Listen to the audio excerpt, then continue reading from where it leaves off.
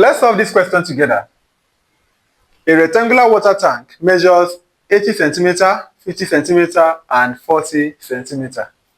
Now the question is, find its volume. We're asked to find the volume. And again, the B part of it says, how many liters of water can it hold? So let's solve.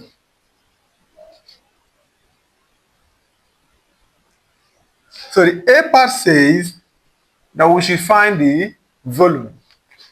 Now, the volume of a rectangle, because we are being told that the water tank is rectangular in shape.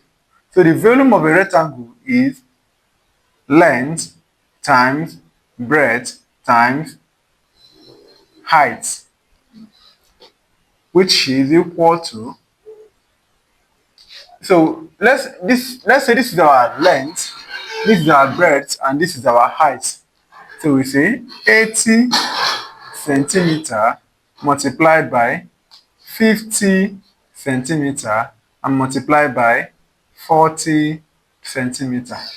So all will give us, to get this thing easily without calculator, we simply say 8 times 5 is 40. 40 times 4 is 160.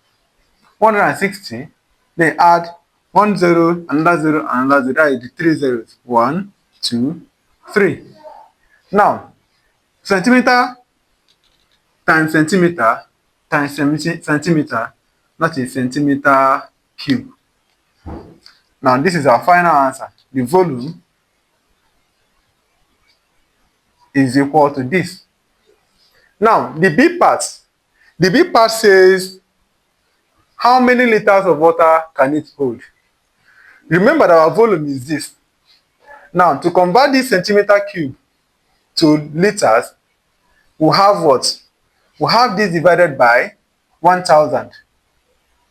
And that is 160,000 divided by 1,000. Then we get liters. So have 0 cancelling 0, another 0 cancelling 0, and the last 0 cancelling this. So the answer is what? 160 liters.